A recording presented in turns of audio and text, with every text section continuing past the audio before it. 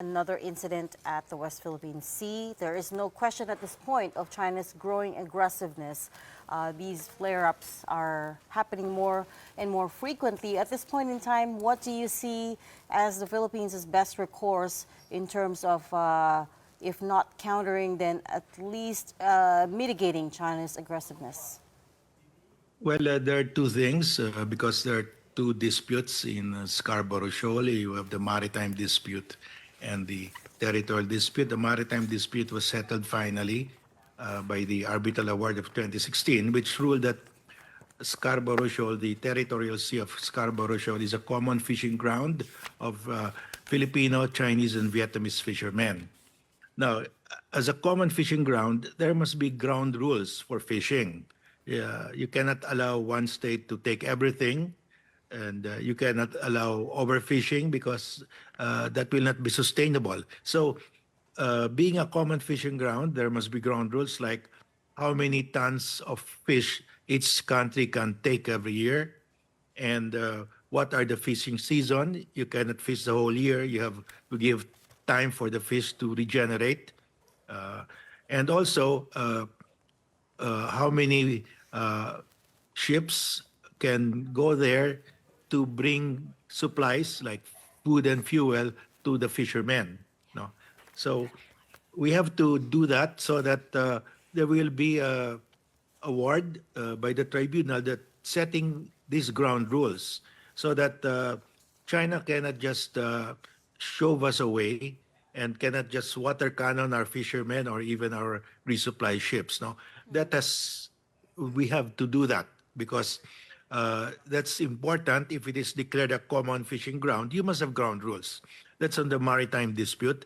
On the territorial dispute, my recommendation is we file an arbitration case, challenge China to submit the territorial dispute to arbitration by International Court of Justice, because there is no convention or treaty requiring compulsory arbitration.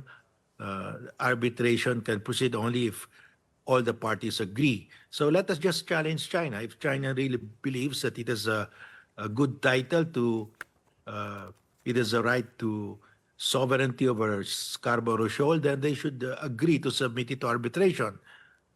I think we will win in that arbitration because our title is far superior to what China has. No, so those are the two things that I would recommend to our government. But what if they don't? I mean, at this point, I don't think China is interested at all in, taking up the cudgels and doing another arbitration with a higher court. If that option then does not materialize, we are left only with the establishment of ground rules for fishing. Is that right? No, if even if China does not appear in the arbitration for the ground rules, the tribunal will proceed. China is a member of UNCLOS. When you sign, when you ratify UNCLOS, you agree to be bound by the rules of UNCLOS, which includes compulsory arbitration in certain areas, like in this case, no, when there's a fishery dispute. Because obviously the tribunal's jurisdiction, because the tribunal ruled before that it's a common fishing ground. Only we did not ask for what are the ground rules, because the ground rules must first be discussed by the three states. No, so we will first propose to China and to Vietnam, these are the ground rules. If they refuse to accept the ground rules, we go to the tribunal, and the tribunal has jurisdiction. It will decide the case that is on the maritime dispute. It will be like the July 12, 2016 award. It will be issued even if China does not appear. And I think Vietnam will agree. No? There will be at least two countries that will be appearing there. On the territorial dispute, it's another matter because that is in the International Court of Justice, ICJ. That's purely voluntary on states whether to submit to the jurisdiction of the ICJ. What can we make of the fact that there was that heavy assault by a water cannon over in the Scarborough Shoal, but in the area where the Balikatan exercises and drills are actually happening, people have observed at least pundits have observed, a more muted kind of act from the Chinese militia vessels and Chinese Coast Guard. In your opinion, would there be some sort of legal loophole that they are maneuvering through by doing, or treating those two areas differently? Well, of course, the maritime militia and their Coast Guard, the Chinese Coast Guard, will not go toe to toe with the U.S. Navy or with the French Navy. They will not do that. They will only bully if they are outnumber their opponents. And in this case, there were 10 Chinese vessels, 4 Chinese Coast Guard vessels, and 10 militia and 6 militia vessels against our 2 Coast Guard, 1 Coast Guard, and 1 BFAR vessel. So, well, they outnumbered us, but our brave Navy and BFAR personnel just continued with their mission to resupply our fishermen with food and fuel, no?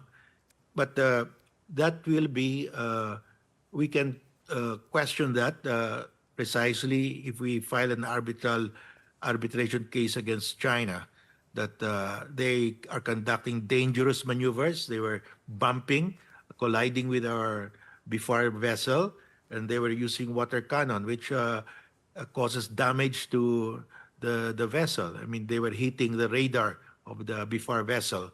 So that would be included in an arbitration case that we file. In fact, the DOJ is planning to file an arbitration case over the destruction of the marine environment, the coral reefs in Scarborough Shoal and Rosal Reef. We can add this.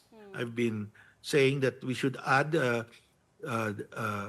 in the arbitration case that we'll file the common ground rules for the 3 countries to fish in Scarborough Shoal. And we can also add this new incident that China is conducting dangerous maneuvers, and this in fact constitutes threat of force.